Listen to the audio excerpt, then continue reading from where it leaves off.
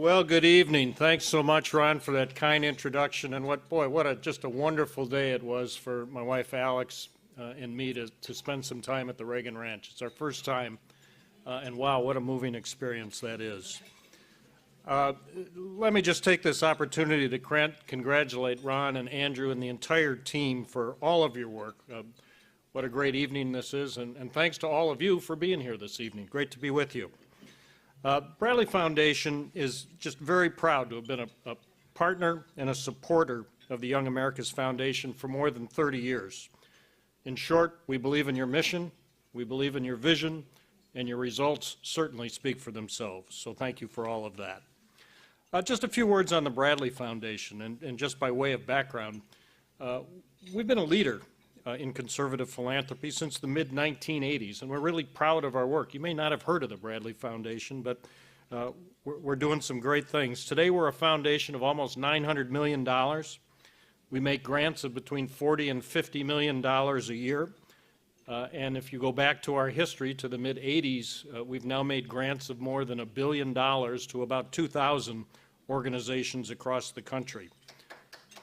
Thank you very much. And you know, it's all really possible because of the efforts of two brothers, Lynd and Harry Bradley, who built an amazing company in Milwaukee, Wisconsin, called the Allen Bradley Company. I should note that our foundation actually came into existence in 1985, which is decades after both of the brothers had passed away, when the company was sold to Rockwell International. Like the Bradley brothers, our foundation has always been committed to freedom. From free speech to free markets, we believe that the leaders in academia and the policy world have an obligation to encourage and engage in open debate on big ideas. The persistent attempts within academia to limit free speech and civil discourse simply runs counter to all that our founding fathers envisioned, and like you, we're really concerned about it and will continue to dedicate resources to combat it. In recent months, our board of directors and staff have made great strides on a strategic plan that clearly defines our four core principles.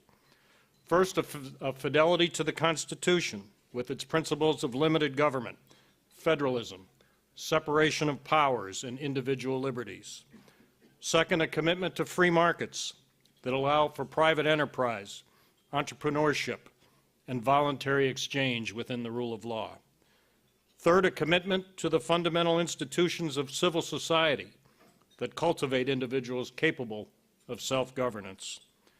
And finally, a dedication to the formation of informed and capable citizens. As you can see, what we at Bradley support is very, very consistent with what the Young America's Foundation does each and every day. Furthering individual freedom, free enterprise, traditional values, and a strong national defense. And that's why we have been and will continue to be a strong believer and partner in what you do here. I'm delighted this evening to welcome and introduce our keynote speaker, Dr. Walter Williams. As Ron mentioned, every year our foundation recognizes 3 or 4 giants from the conservative movement through our Bradley Prizes event in Washington, D.C. Earlier this year, we were thrilled to bestow Dr. Williams with a very well-deserved Bradley Prize. And I thought you'd enjoy watching the video tribute to him that played that evening just prior to his acceptance remarks. If you would, please roll the video.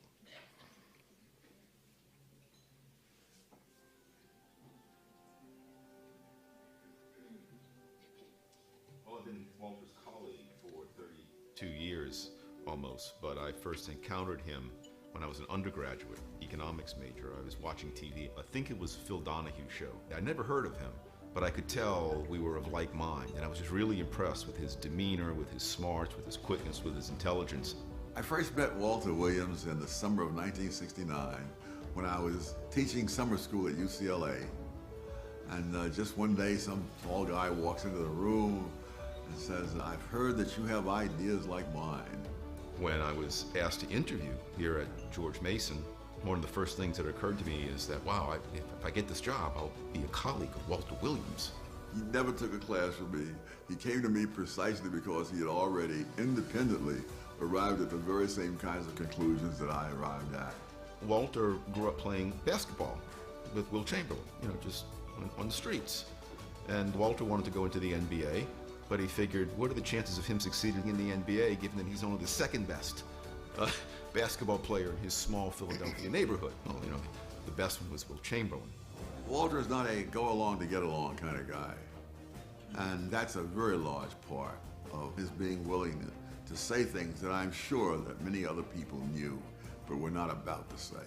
Walter's a radical. The positions he takes in economics are very radical. He's against the minimum wage, he's against all rent control, he's against income redistribution. And Walter takes these positions because he understands, I think correctly, that if the government followed his advice, the lives of people in America would be more prosperous and more free and better, and especially the lives of poor people. Walter understands that government regulations typically operate to the disadvantage of low-income people in general and low-income minorities in particular. The first book that I read that Walter had written was called The State Against Blacks. I remember that book impressed me for two reasons. Number one, the clarity of exposition. Walter writes because he wants to be read and understood, and so he's mastered clarity of exposition. The second thing that impressed me about that book was the very effective use of empirical data. He wasn't just throwing numbers out to show that he could throw numbers out. Walter has to back up his work and his conclusions precisely because they are so unusual. People on the other side don't. They can say anything they want, and if it's what's current in that area, it passes. It's not typical to hear a black man say what Walter says. His eloquence, the quality of his arguments, the sincerity of his arguments, his knowledge, those are what make Walter Williams great. Those are the things that make Walter Williams effective. He was the only man I know who had no trouble finding a parking space in downtown Washington because he came in somewhere between 4 and 5 a.m. Walter will be 81 very soon, and he hasn't slowed down. The guy is amazing. One of the things that Walter has tried to do is explain the value of freedom not only in and of itself, but also as a means of greater prosperity. He is a great champion of individual liberty. Above all, that's what Walter is. It has nothing to do with color, it has nothing to do with sex, it has nothing to do with nationality. Walter believes in and cherishes individual liberty for everyone, and he wants to see everyone be as free as possible.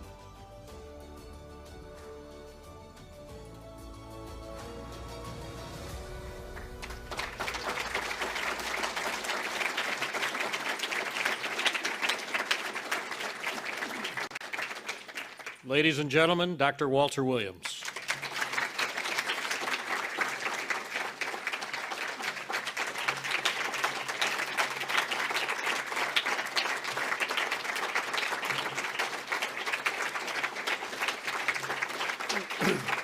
Well, thank you very much. Thank you very much for that very warm welcome. It's a pleasure to be in California again. I wish it was doing better, but nonetheless, it is a pleasure. The title of my talk this evening is The Legitimate Role of Government in a Free Society. Now, I'm going to say some things that will break with conventional wisdom in many ways. I'm going to say some things that sound perhaps evil, uncaring, insensitive, politically incorrect. And to the extent that any of those are true, you should feel free to raise any kind of question you want during the question and answer period. You need not show me any undue courtesy because I'm your guest. Raise hard questions, because these are very important questions. Don't worry about insulting me. I am uninsultable. The only way you could possibly insult me is suggest that I wasn't pretty good in basketball. And that's a matter of ethnic pride that I take seriously.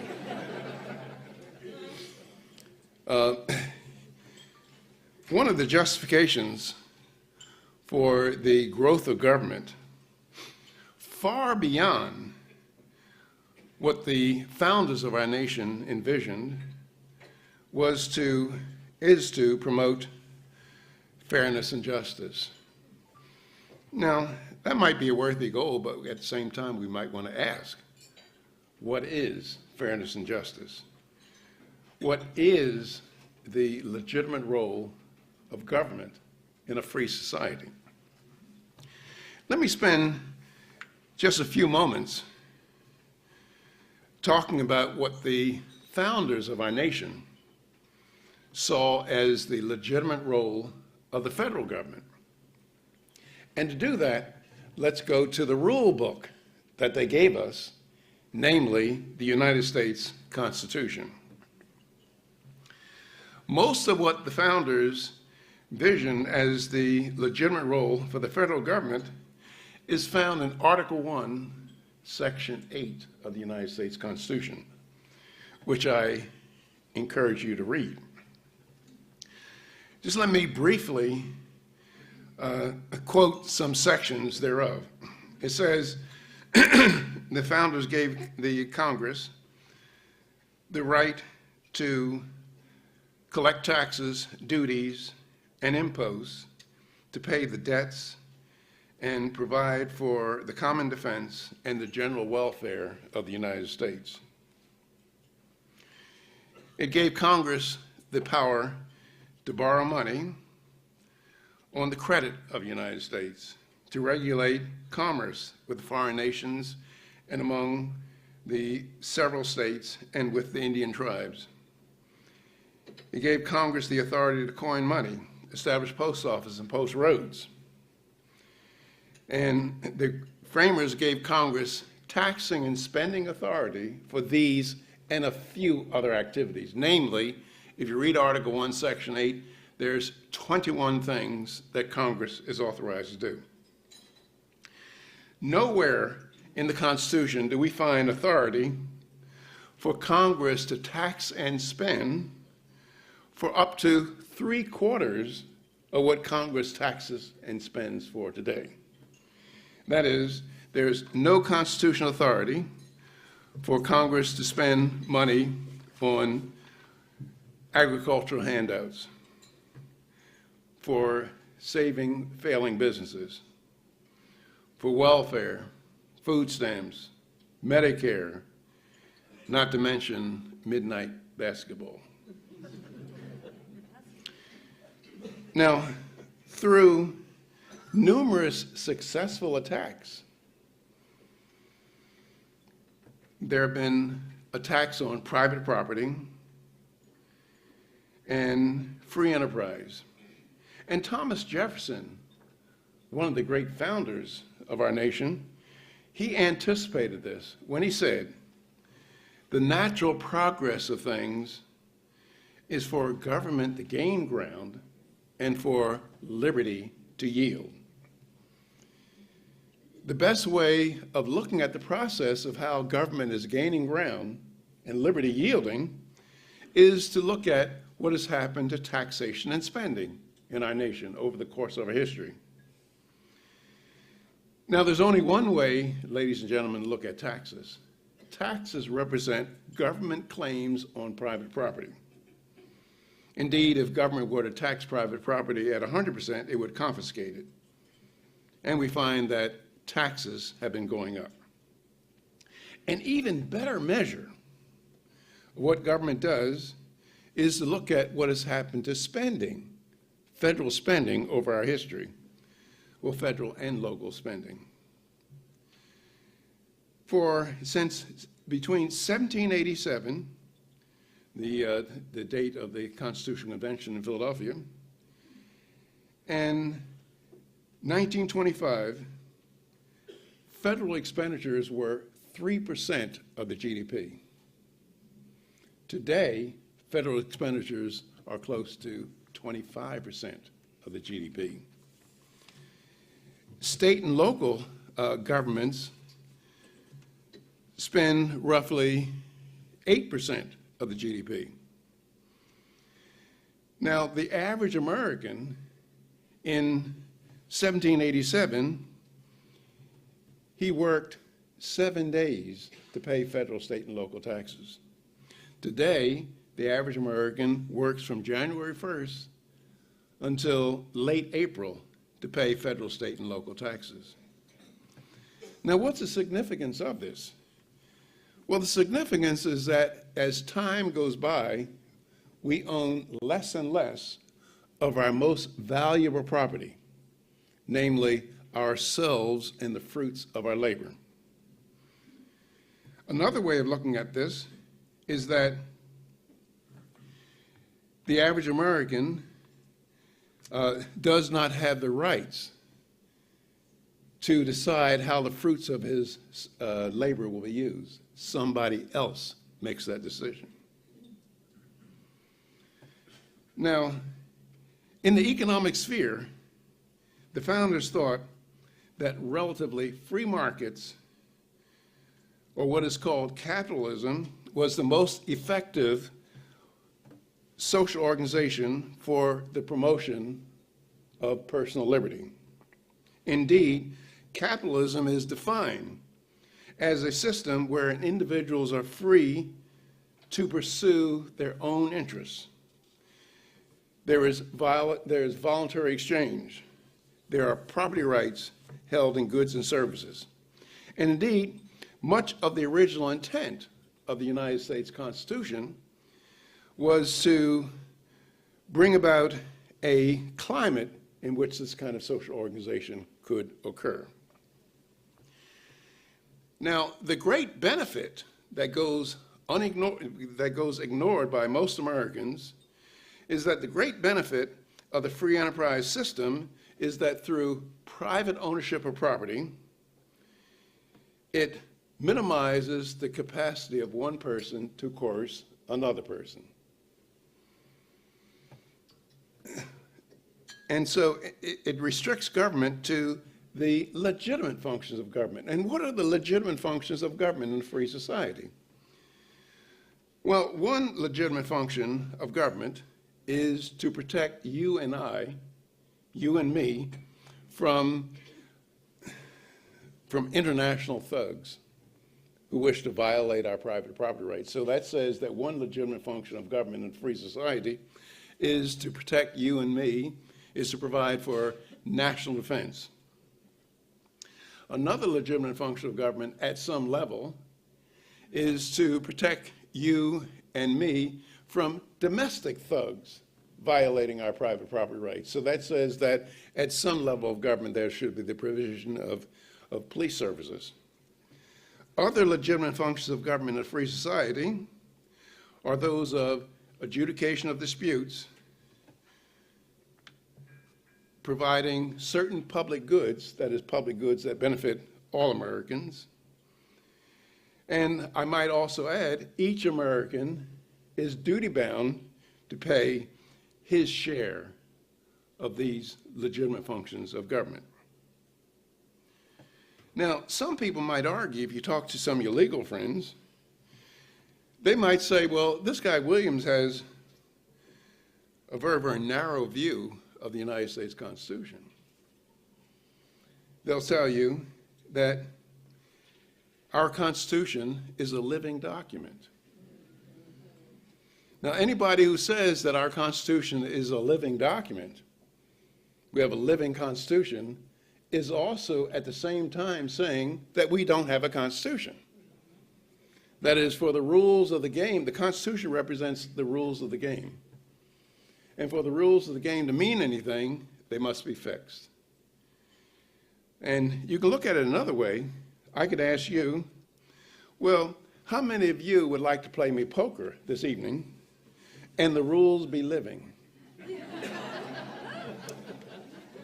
That is, under certain circumstances, my two pair can beat your three of the kind. Now, of course, the founders gave us a way to change the rules of the game, to amend the Constitution, the Article 5, as a means to amend the United States Constitution. Now, for the last half century, free enterprise and what it implies has been under unrelenting attack in our country. Americans from all walks of life, whether they realize it or not, have demonstrated a deep and abiding contempt for private property rights and economic freedom. Free enterprise in our country is threatened today not because of its failure, but somewhat ironically, because of its success. That is, capitalism or free enterprise has been so successful in eliminating the traditional problems of mankind, such as disease, pestilence, hunger, and gross poverty, that all other human problems appear to us to be at once inexcusable and unbearable. The desire by many Americans to eliminate these so-called inexcusable and unbearable problems has led us away from the basic ideals and principles upon which our nation was built. In the name of other ideals, such as equality of income, sex and race balance, affordable housing, medical care, orderly markets, consumer protection, energy conservation, we go on and on, we have abandoned many personal freedoms. As a result of widespread control by government in an effort to achieve these so-called higher objectives, we're increasingly being subordinated to the point where considerations of personal liberty are either secondary or tertiary matters. What I'm saying, basic personal liberty is treated with contempt by our government. Now, you say, well, aren't you exaggerating a little bit, Williams? Well, imagine I write a letter to the United States Congress. And I tell them, my name is Walter Williams. I am an emancipated adult. I am fully capable of taking care of my retirement needs. And if I fail to do so, let me starve or beg, but stop taking money out of my paycheck for Social Security. How do you think I'd be greeted? It'd be greeted with contempt. That is, here are some people telling you and me how much we should set aside out of each week's paycheck for retirement. How would you feel if they told us how much to set aside for housing, for entertainment, for food? We'd view it with contempt. We'd really say that that is totalitarianism. But we Americans accept that. Now, the ultimate end to this process that we're witnessing in our country is totalitarianism. Now, I am not saying that we are a totalitarian nation yet. But if you ask the question, which way are we headed, tiny steps at a time, are we headed towards more personal liberty or more government control over our lives? It'd have to unambiguously be the latter. More government control over our lives. Now, again, the ultimate end to this is totalitarianism. Now, we're not, as I said, we're not a totalitarian yet, but we're moving there tiny steps at a time. The great philosopher David Hume said, "It is seldom that liberty of any kind is lost all at once. It's always lost bit by bit." And that's what we're losing, our liberty, bit by bit. My late colleague, Leonard Read, the founder of the Foundation for Economic Education, he explained it another way, and I like it this way. He said that if you wanted to take liberty away from Americans, you had to know how to cook a frog. And he said that you cannot cook a frog by putting on a pot of boiling water and throwing the frog in the water, because the frog's reflexes are so quick that as soon as his feet hit the boiling water, he'd hop away and be free. Leonard Read said the way to cook a frog is to put on a pot of cold water and put the frog in the water and heat it up bit by bit. And by the time the frog realized he was being cooked, it was too late. That's the same thing with the American people. Anybody coming over here, taking all of our liberties all at once, we would righteously rebel. But they can talk about taking away our liberties bit by bit, as they're doing. Now, the primary justification for the attack on private property, economic freedom, and privacy can be found in people's desire for the government to do good. We all say things like, well, government should care for the poor. Government should help failing businesses. Government should help the elderly. Government should help college students. Government should help other deserving segments of our society. But we have to recognize that government or Congress has no resources of its very own. That is what I mean by that is that all those programs coming out of Washington or your state capital, it does not represent congressmen and senators reaching in their own pockets and sending out the money. Moreover, there's no tooth fairy or Santa Claus giving them money. So when you recognize that government has no resources of its very own, that forces you to recognize that the only way the government can give one American citizen $1 is to first, through intimidation, threats, and coercion, confiscate that dollar from some other American. Now, if you think I'm being too loose with the terms intimidation, threats, and coercion, well, you have until April 15th next year to check me out on that. You can tell the agents of Congress that you're very happy to pay the constitutionally mandated function of the federal government, but you are not going to have your earnings going to help foreigners, poor people, failing businesses, farmers. You will see all the intimidation, threats, and coercion that you want to see, and if you act it too tough, you get shot by the agents of the United States government, by the Congress. In other words, we Americans, we support and we encourage government to do those immoral things that if a private person did the identical thing, we would roundly condemn him as an ordinary, despicable, low-down thief. Let me give you an example of this. Suppose I see an elderly lady sleeping on a grate in downtown Washington in the dead of winter. She's hungry, she needs medical attention, and she needs shelter.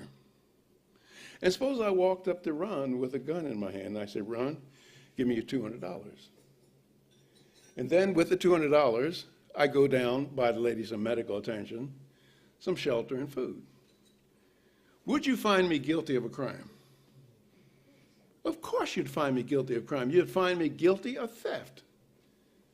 And what is theft? Theft is taking the rightful property of one person and giving it to another to whom it does not belong. Now, don't get me wrong.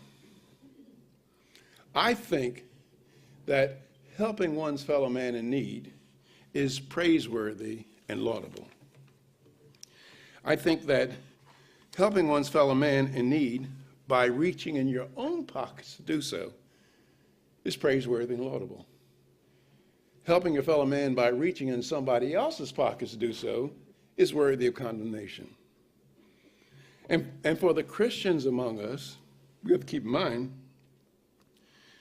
when God gave Moses the commandment, thou shalt not steal, he didn't mean that thou shalt not steal unless you got a majority vote in the United States Constitution. He meant thou shalt not steal.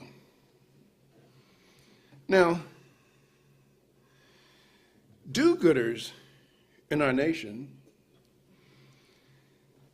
they fail to consider that most good done in the world is not done in the name of good. Let me give you an example of this. You had Texas cattle ranchers last winter going out in blizzards, feeding stray cows, trying to take care of them, making this personal sacrifice to make sure that New Yorkers had beef on their shelves. You have Idaho potato farmers this summer doing back-breaking work, the sun beating down, the bugs biting them, dirt underneath their fingernails, making this personal sacrifice to make sure New Yorkers also have potatoes on their shelves. Now, do you think that Texas cattle ranchers and Idaho potato farmers are doing this because they love New Yorkers?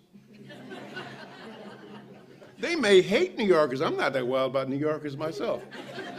But they make sure that beef and potatoes gets New York every single day of the week. Why? Because they love themselves. And I would be worried about New Yorkers if they're getting their beef and potatoes dependent on human love and kindness. I'd be seriously worried. Let me give you another example of the virtue of self-interest. I like to call it greed. People trying to get more for themselves. But a lot of people say, well, Williams, don't use the term greed because you're trying to win friends and influence people. Why don't you say enlightened self-interest? Well, that's okay.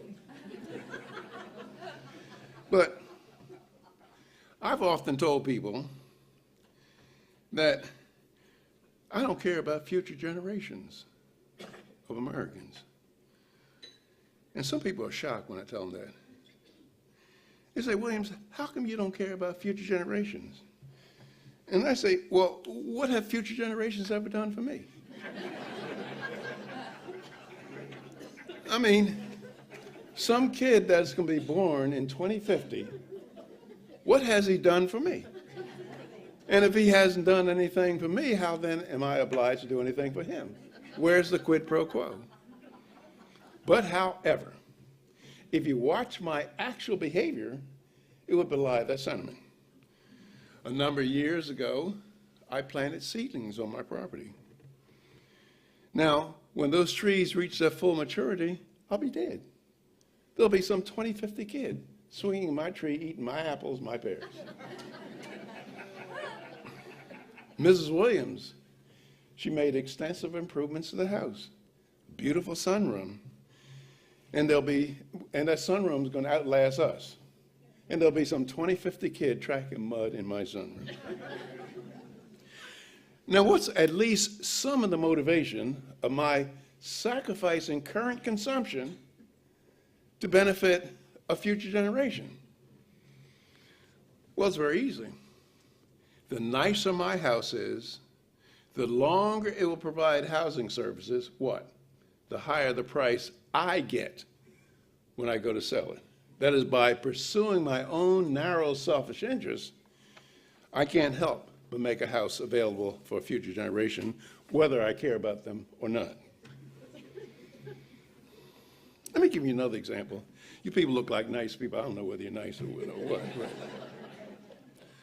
But a lot of you are concerned about the extinction of various species of animals. And I don't care. And it's a practical matter. I mean, according to scientists, biologists, 94% of everything that has ever lived on Earth is now extinct. And I say, why getting a tizzy over 94.3.7, whatever? But I remember a number of years ago, I was listening to NPR, and people were demonstrating in New York, in front of the United Nations, because they were concerned about the extinction of the white rhino, or of gorillas, or animals. And I wrote down the list of animals that they were concerned about becoming extinct. And so, you know, and they formed Ducks Unlimited and Save the Whale clubs and stuff like this. So I wrote down this list of animals. And then I wrote down another list of animals, cows, pigs, animals very valuable to us, sheep, chickens. I said, how come nobody's marching for the chicken? Or forming Save the Pig clubs? What's the essential difference between the animals that people are very concerned about becoming extinct and these other animals that are very valuable to us, that nobody's concerned about them? Well, the basic difference is that pigs, cows, and sheep, they belong to somebody. Somebody's private, personal interest is at stake. With lions, giraffe, apes, gorillas, they don't belong to anybody. And nobody's personal, private wealth is at stake. So if you see somebody who's concerned about the extinction of various animals, just suggest privatizing them. Now, despite the virtues, and I'm leaving out a lot of stuff here, and you're just going to spend the rest of your lives not knowing it. But despite the virtues of free markets, never mind, it was with the rise of capitalism that brought better treatment to women, racial minorities, the handicapped, criminals, and the insane. There's considerable hostility towards free markets. Yeah, I was giving this talk at a university some years ago, and a young lady stood up. She's a feminist. I don't call them what Rush calls them. But she said, capitalism is oppressive to women. And I asked her, I said, well, if you're a radical feminist, what country do you want to live in? Saudi Arabia, China? You want to live in the United States or Western Europe. Or if you're a criminal, where do you want to go to jail? Mexico? You want to go to jail in the United States so you don't miss your HBO shows in the afternoon. Now, one of the reasons why capitalism or free markets is humane is because it was with the rise of capitalism it became possible for people to become wealthy, not by enslaving, plundering, and looting their fellow man, but by serving their fellow man. That is, why is Bill Gates, how come he has such a lot of money? Well, it's because he served his fellow man. He's produced something that his fellow man wants. And so capitalism, this is an ignored aspect of capitalism. Now, almost every group in our nation has come to feel that the government owes them a special favor. Manufacturers feel the government should manufacturers feel that government owes them protective tariffs. That is, to keep foreign goods out so they can charge you and me higher prices. Farmers feel that government owes them crop subsidies. Labor unions feel that government ought to protect their jobs from competition from those who are not union members.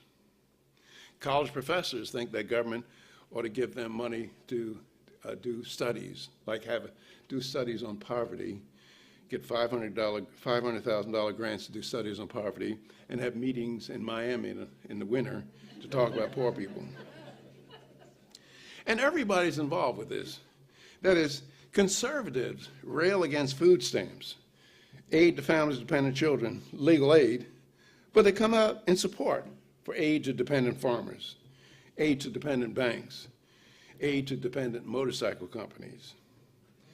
Conservatives, as well as liberals, prove that H.L. Mencken's definition of an election is quite right. If somebody asked H.L. Mencken, for those of you who have forgotten, he was a political satirist for the Baltimore Sun, they asked him to give a definition of an election. And H.L. Mencken replied, "Government is a broker in pillage, and every election is an advance auction on the sale of stolen goods." To the extent that H.L. Mencken is correct, I think we've identified our problems as a nation. That is, politicians are doing precisely what we elect them to office to do. And what do we elect them to office to do? We elect them to office to use the power of their office to take what belongs to one American and bring it back to us. Now you say, look, Williams, you really come a long way to insult the people of California. Well, ask yourself the following question. Suppose I were running for the Senate in California, and I go up and down across the state and I say, look, my fellow Californians, I've read the United States Constitution, and if you elect me to the Senate, don't expect from me to bring back highway construction funds, aid to higher education, farm subsidies. Do you think I would get elected to the Senate in California or of any state? No, I wouldn't, because I would not be doing what the people of California or any other state wanted me to do, namely use the power of my office to take what belongs to one American and bring it back to them. And the tragedy for us is that Californians would be behaving exactly right by not electing me to the Senate. And the reason why is that if I don't bring back billions of dollars to the people of California, it doesn't mean that Californians pay a lower federal income tax.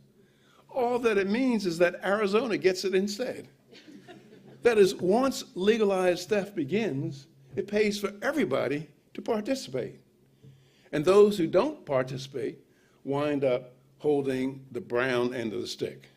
And those of you who have an agricultural background, you know what the brown end of the stick is about. Let me close by saying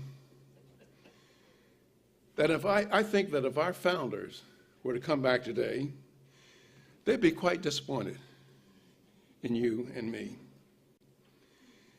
That we've been so willing to accept safety in exchange for liberty. But I'd also say something that's a little bit more encouraging, and that is the American people have not done the wrong thing for a long time. That is, throughout our history, we managed to get our act together. And we better be about getting our act together right now while we have the freedom to do so. Thank you very much, and if you have questions, I'll try to answer them. Thank you.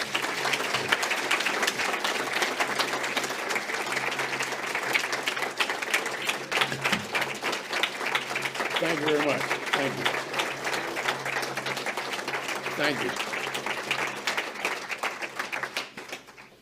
And don't be hesitant about asking questions. If you feel somewhat reluctant, just say that I have a liberal friend who said, if I ever see you, ask him this.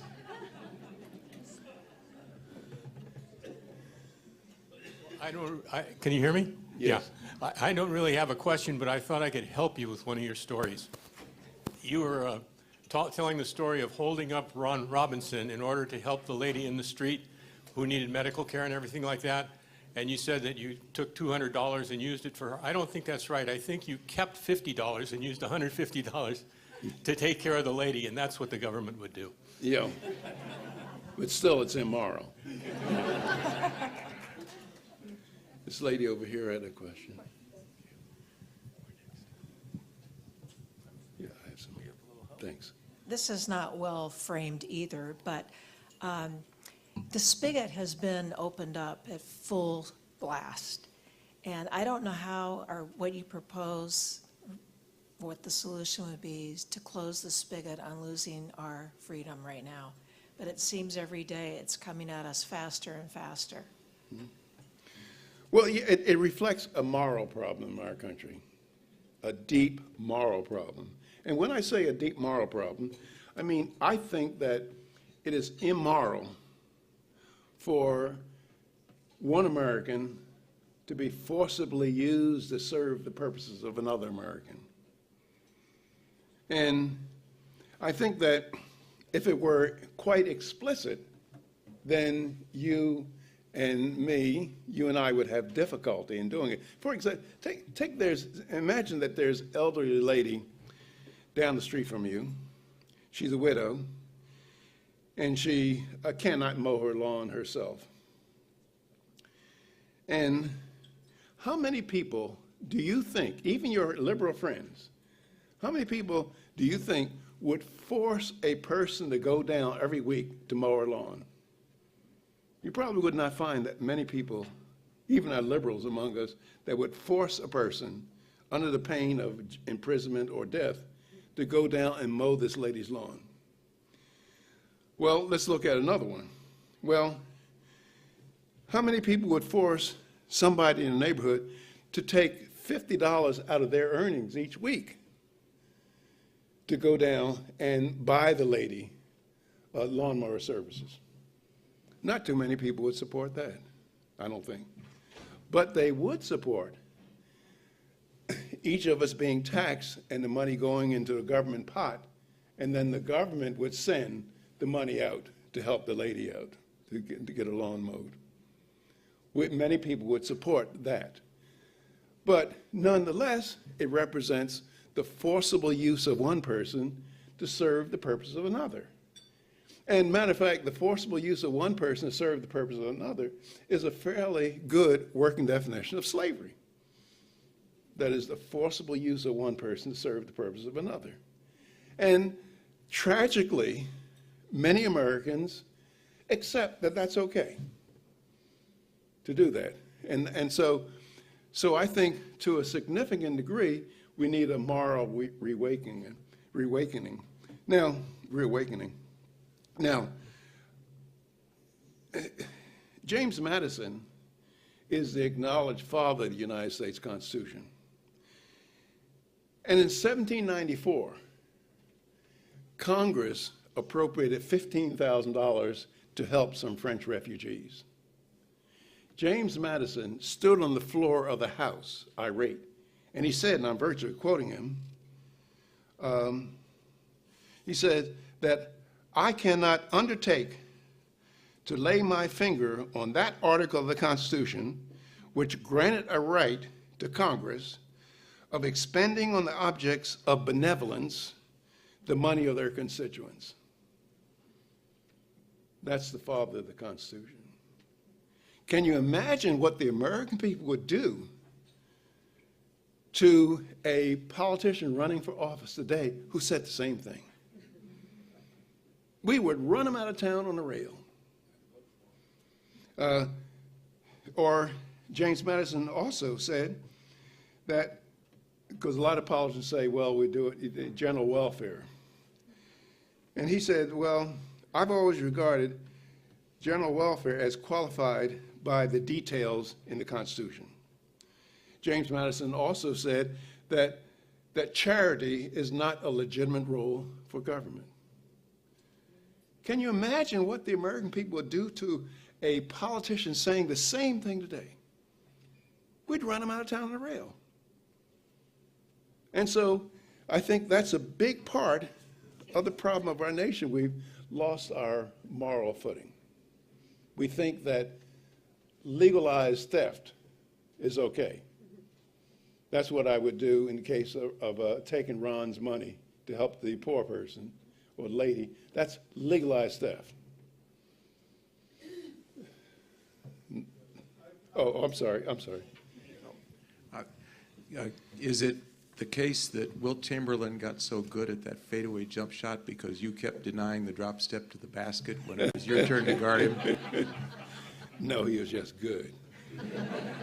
No, he was just good. As a matter of fact, I used to beat him at one time, and then over one summer, I mean, he lived right across the street from my cousin, and over one summer, I just could not touch him. I lived in North Philadelphia, and he lived in West Philadelphia, and I used to come over during the summer. And I used to laugh at him because he was a big, stringly guy. They called him Wilt the Stilt at the time. And just evidently somebody told him, don't let that guy do that to you. And so he learned.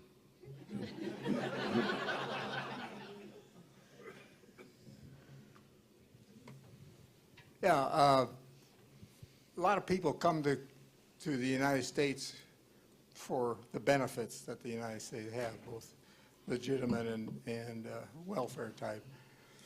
But it's all based on wealth, and I'm kind of curious about the definition of wealth. To me, wealth is agriculture, mining, manufacturing, and energy. Everything else feeds off those areas. For instance, Greece is in bad shape because their tourist industry is down. And Egypt is in bad shape because their tourist industry is down. Well, the solution, obviously, is to send the Egyptian tourists to Greece and the Grecian tourists to India, and they're both solved. But there's no wealth there. What do you think? Well, wealth is economists consider wealth to be a stock, and it consists of all those things that are capable of producing more wealth. And part of what wealth is even human capital and physical capital.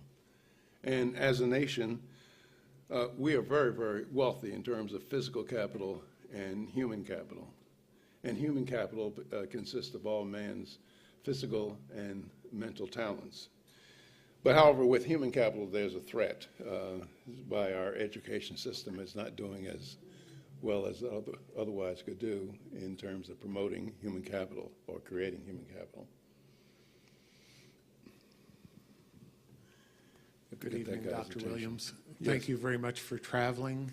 I know that's something you don't necessarily like to do, and we appreciate your talk. And 42 years of talking to our kids, that is wonderful. That's outstanding. Thank you. Really appreciate that. Thank you. I think I totally agree in terms of the moral problems in the country, and that charitable institutions do tremendous things that government can't. In the current economic program debate, there's an issue of tax deductibility of charitable contributions. I was just wondering on your thoughts, given your comments tonight, on what do you think would happen to charitable deductions to well-serving organizations should that government sticking their hands in other people's pockets stop with this particular deduction? Well, keep in mind that we American people are the most charitable people on the face of the earth. I believe that we do slightly over 80% of all world giving. And this charitable urge in us has been something that's been with us for quite a while, before there was even the income tax system. I think when Alexis de Tocqueville came to our country to study prisons, but he really went around the country looking at the American people. And when he went back to France, he was giving lectures. He says, those Americans, they just love committees. He said, somebody's barn burns down, they have a committee. Somebody becomes widowed, they have a committee. And he was just talking about the generosity of Americans. And a number of the big foundations that got engaged in charity, they were started in the 1800s. And before we had an income tax code in 1916. And so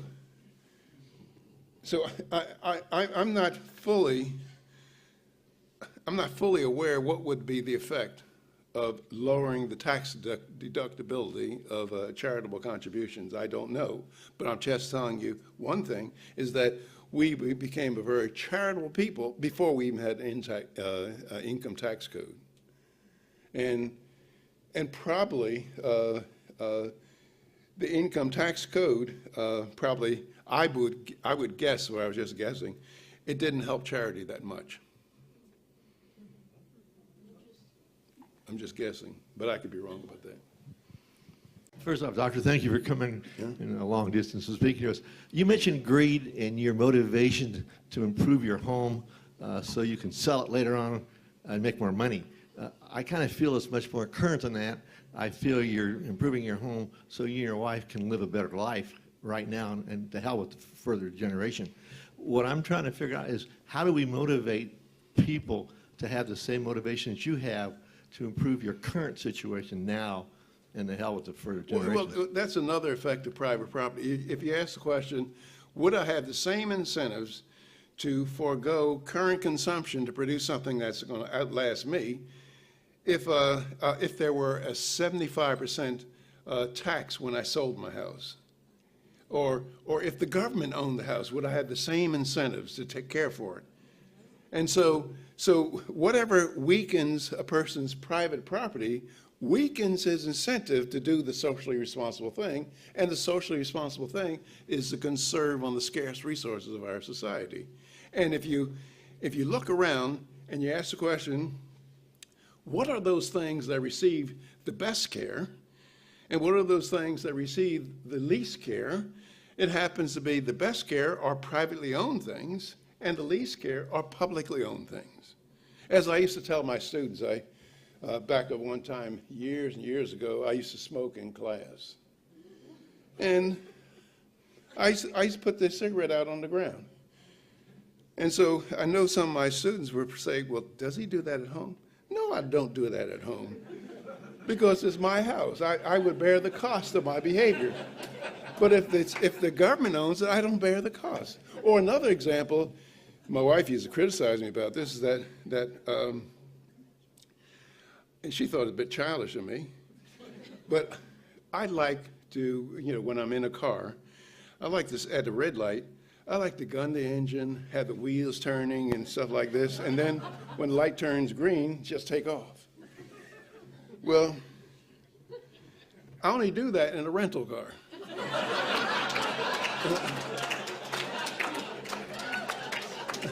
I don't do that in my car, because in my car, I have to take into account the current use of the car on its future value.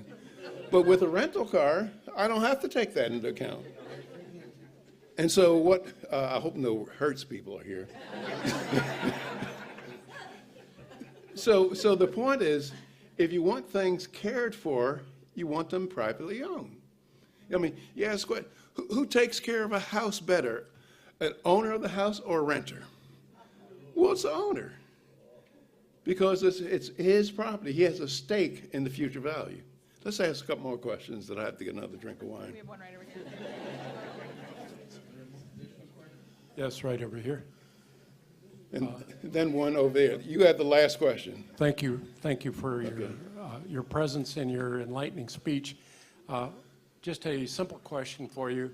As time has passed in the last maybe 30 or 40 years, and we've seen a further and further encroachment on the taking of our treasures by the government, what has happened to the beneficial contributions made by people and the contributory elements of our society during that time? Has there been a substantial decline in that because of the increasing loss of treasure, or is it too difficult to say because of the tax-deductible nature of these contributions? What has been the trade-off between the two? Well, I could not give you an answer for that, but I think that what is happening is that there are many organizations that are resisting this decline that you mentioned. Young America's Foundation is just one of them, Bradley, and many, many others. You know, back in 1970 or 1960, there was probably no more than 3 or 4 free market organizations in our country. Now there are a whole lot of them. That is, I think that there's an effort to resist the socialization of our country. But it's a hard job. And as my colleague and tenacious mentor, Milton Friedman, used to say, he says, we did not get to where we are overnight, and we're not going to get out overnight. So we have to work hard and pay attention to what we're doing. And that fellow has a question. And then there's this favorite lady of mine, Wendy Borchert. Let her ask a question too. Thank you, Dr. Williams, and thank you, Bradley Foundation, Young America's Foundation, for the opportunity to ask you a question.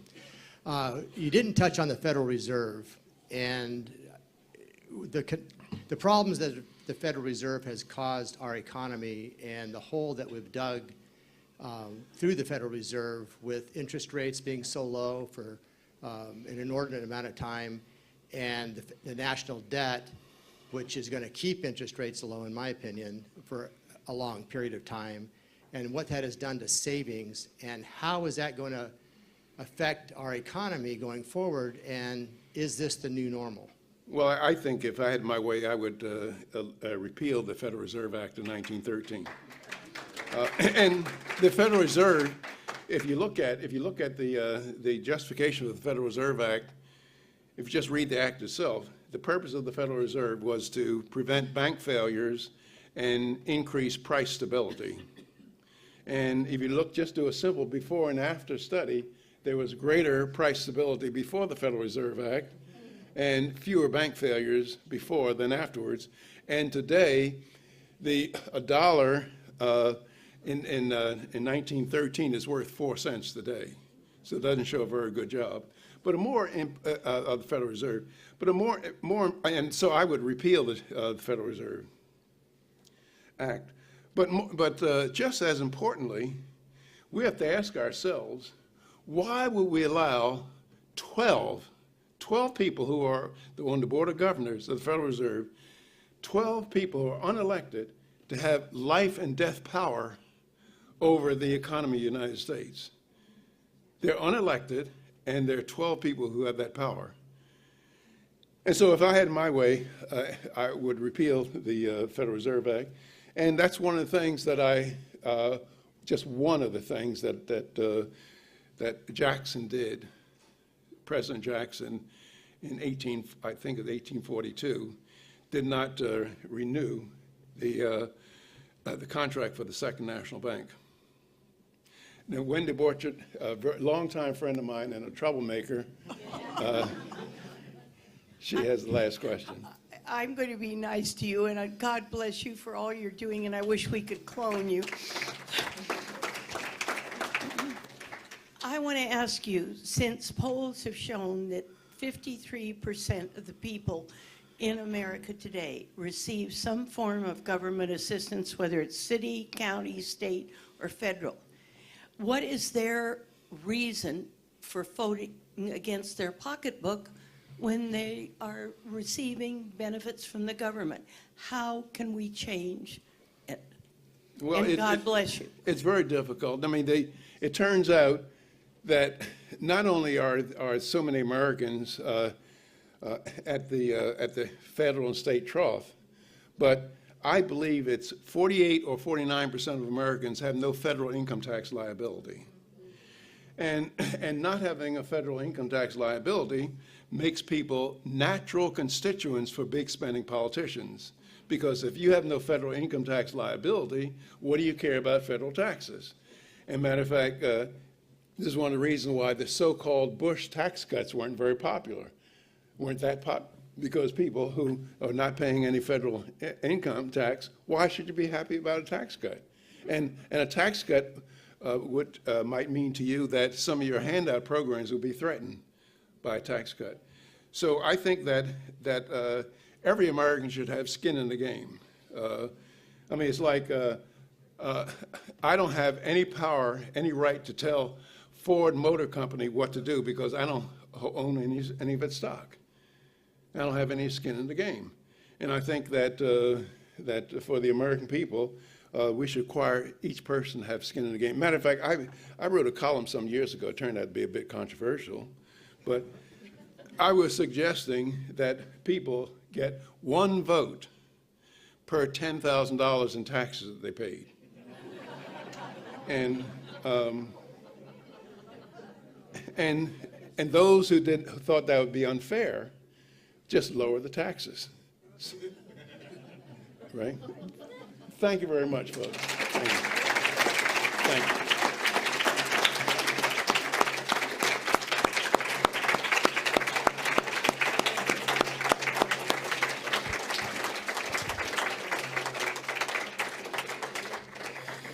Thank you so much, Dr. Williams, not only for coming across the country to deliver this tonight, but for your tireless work in educating students at George Mason and at campuses all across the country.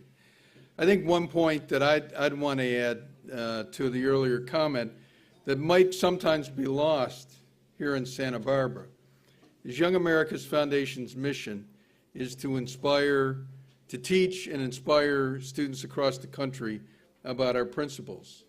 And the speakers that come here, more often than not, are the speakers that we send to student audiences across the country. And so there is repetition, I'm sure, of some of the points that are made by the type of speakers that we have here. But understand the main audience and the main mission of Young America's Foundation.